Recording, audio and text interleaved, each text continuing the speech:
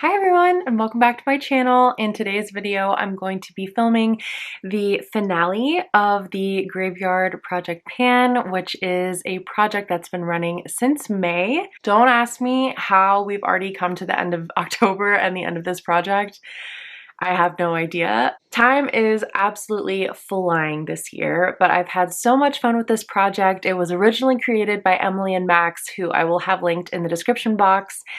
And essentially, this is a project all about reaching for products that are sort of in the graveyard of your makeup collection. So I hit my goals on some of the products. I didn't hit my goals on others, but at the end of the day, I still made progress on all of them, which I think is what matters.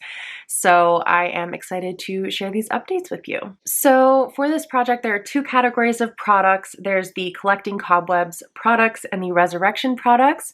So Collecting Cobwebs are the products that you just haven't reached for in your collection for a long time, and the Resurrection products are ones that have been in previous project pans.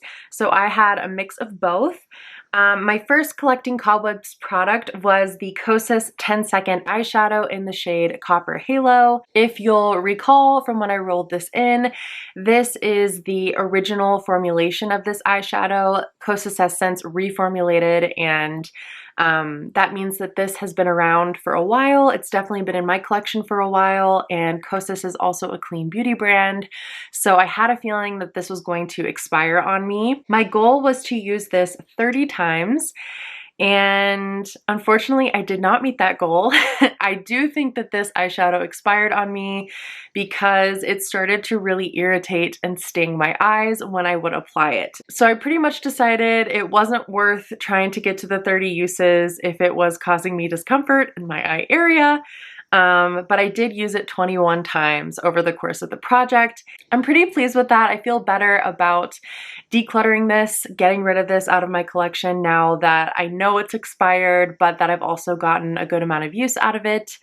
It's kind of hard to see in the bottle, but you can sort of see the line of demarcation, I think, between where there's a bunch of gapping and where the product is, and I feel like I pretty much hit the halfway mark, which again, I feel really good about even though I didn't hit my goal. So happy to have gotten some more use out of this before I finally determined it was time to throw it away. Next, for Collecting Cobwebs is a product that I did hit my goal on. I rolled in the Becca mini highlighter in the shade Opal, and my goal was to hit pan in this. And I am proud to say that I have hit a pan. So I wasn't counting uses for this, but I was using this in multiple ways as an inner corner highlight and also a highlight on the tops of my cheeks. And I was able to hit my goal of pan in this mini highlighter. Even though it's a mini, there's still tons of product in here. I'm really excited about that because this is one I definitely wasn't reaching for. I sort of fell out of love with highlighter last year, and I feel like putting this in this project has helped me remember how pretty a nice highlight can be on the cheeks, and I'm really excited that I've hit pan.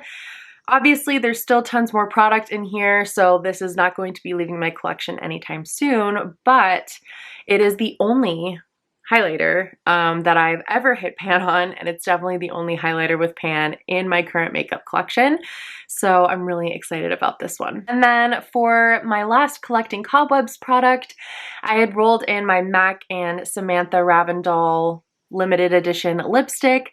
My goal was to finish this, and I did not finish it, especially since the fall weather and the fall season has started. I've been reaching for more kind of berries and just reds and more bold colors.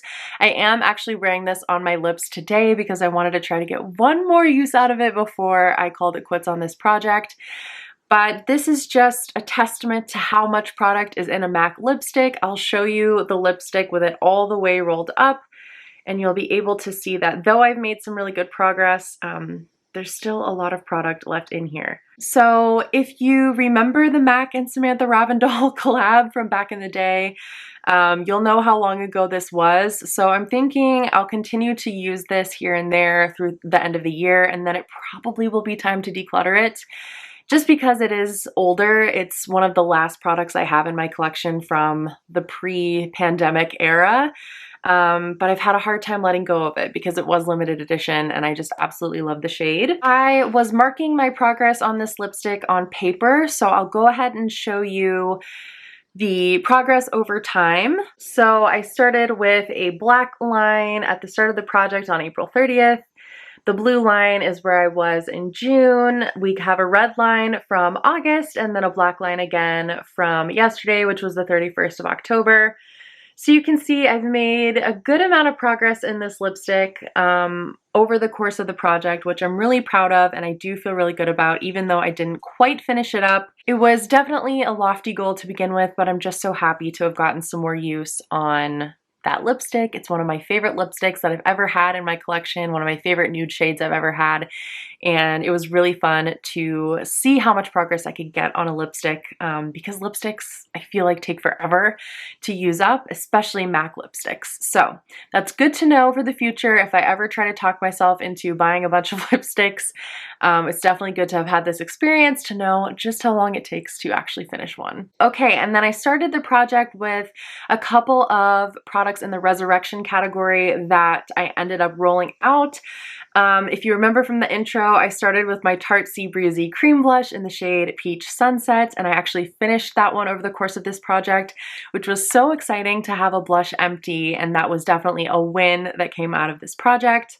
I also had in my Charlotte Tilbury eyeliner in the shade Pillow Talk, which unfortunately broke before I had a chance to finish it. And then I also started the project with a lip gloss, which is the Laura Mercier Lip Glacé in the shade Bare Baby. This is what this lip gloss is looking like now. I think you can probably see I've been scraping at the sides, trying to get out the last dregs of this lip gloss.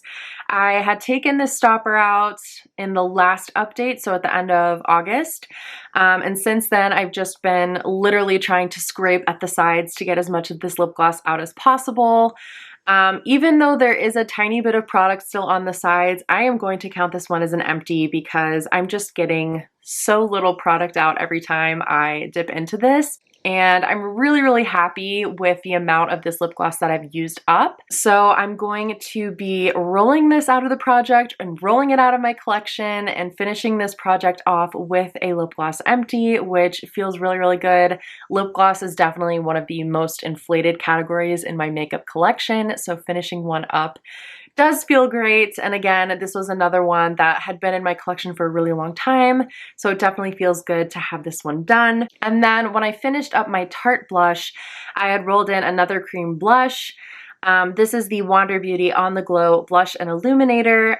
So it has a blush side and a highlight side, and I had just rolled in the blush, which is in the shade Bare.